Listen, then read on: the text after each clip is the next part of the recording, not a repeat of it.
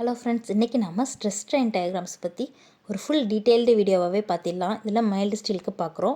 என்ன HISD steel, அதாவது high yield strength deformation steel or பார்ஸ்ன்னு சொல்லுவோம். அதுவும் அலுமினியமும் வந்து ஸ்பெசிஃபிக் ஈல்டு பாயிண்ட் இருக்காது. ஸோ மைல்டு ஸ்டீலில் தான் வந்து ஸ்பெசிஃபிக் ஈல்டு பாயிண்ட் இருக்கும். ஸோ அதை வச்சு நம்ம வந்து ஈஸியாக டெஸ்ட் பண்ணலாம்.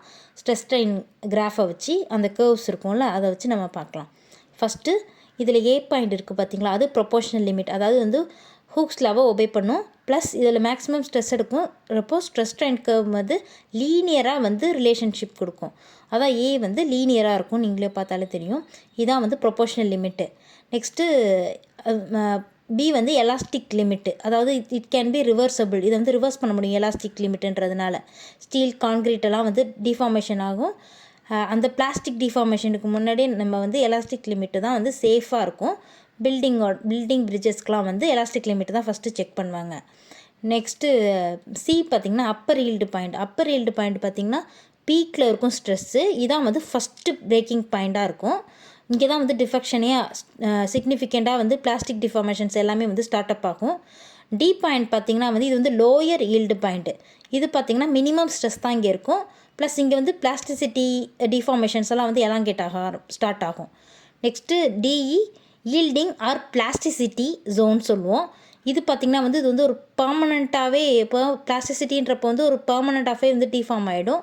ஸ்ட்ரெஸ்ஸில் இருக்கிற கான்க்ரீட்ஸ் இங்கே தான் வந்து கிராக்ஸ் எல்லாமே வந்து ஸ்டார்ட் ஆக ஆரம்பிக்கும்.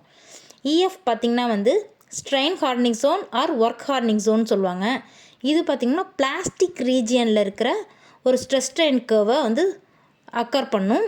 ஆஃப்டர் ஈல்டிங்க்கு அப்புறம் பிஃபோர் பார்த்திங்கன்னா அல்டிமேட் டென்சைல் ஸ்ட்ரென்த்து, அல்டிமேட் ஸ்ட்ரெஸ்ன்னு சொல்லணும்ல, அதுதான். அதுக்கு முன்னாடி வந்து இந்த ஸ்ட்ரெயின் ஹார்டனிங் ஜோன் அந்த ஜோனை மட்டும் தான் சொல்லுவோம். அதுக்கப்புறம் எஃப் பார்த்திங்கன்னா வந்து ultimate stress or ultimate tensile ஸ்ட்ரென்த்துன்னு இதை தான் சொல்லுவோம். இது பார்த்திங்கன்னா மேக்ஸிமம் ஸ்ட்ரெஸ் வந்து மெட்டீரியலில் எப்படி அக்குமுலேட் ஆகுதோ அப்போ வந்து பிஃபோர் நெக்கிங்க்கு, அதாவது வந்து நெக்கிங்னாலே வந்து டிக்ரீஸ் ஆகுது, கிராஸ் செக்ஷனில் ஸ்டார்ட் ஆகும். அதுக்கும் அது மாதிரி வந்து பிரேக் ஆர் ஃப்ராக்சரை வந்து ஸ்டார்ட் பண்ண ஆரம்பிக்கும். இதான் வந்து அல்டிமேட் ஸ்ட்ரெஸ்ஸு. நெக்ஸ்ட்டு எஃப்ஜி பார்த்திங்கன்னா நெக்கிங் ஜோன். இதை வந்து பெண்டப் ஆகுதுன்னு ஞாபகம் வச்சுக்கோங்க. ஒரு பைப் பெண்டானால் எப்படி இருக்கும் அந்த மாதிரி பெண்டு தான். பைப்பு பீம்லாம் பெண்டப் ஆகிறத ஈஸியாக நம்ம பார்க்க முடியும். அதான் வந்து நெக்கிங் ஜோனு. இது பார்த்திங்கன்னா டக்டைல் மெட்டீரியல் இருக்கும் ஸ்டீலுக்கு. ஸோ அது எப்படி கிராஸ் செக்ஷனில் நல்லாவே ரெடியூஸ் ஆகிட்டே வரும். அதுதான் வந்து இது எப்போ நடக்கணும், ஆஃப்டர் யூடிஎஸ், அதாவது வந்து அல்டிமேட் டென்சைல் ஸ்ட்ரென்த்துக்கு அப்புறம் ஃப்ராக்சர் ஃபைனலாக வந்து ஸ்டார்ட் ஆகிடும்.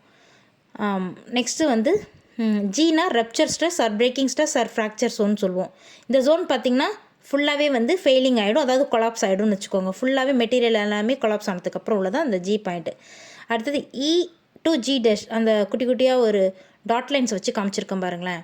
அது என்னென்னு பார்த்திங்கன்னா வந்து அதான் வந்து ட்ரூ ஆர் என்ஜினியரிங் ஸ்ட்ரெஸ்ன்னு படிச்சிருப்போம் நாம். அந்த ஸ்ட்ரெஸ் ஸ்ட்ரெயின் கர்வோடது தான் அது. கரஸ்பாண்டிங் டு இஜி, இஜிக்கு கரஸ்பாண்டண்ட்டாக அது வந்து இதுதான் வந்து இதை வச்சு தான் நம்ம வந்து பில்டிங் சேஃபான்னு பார்ப்போம்.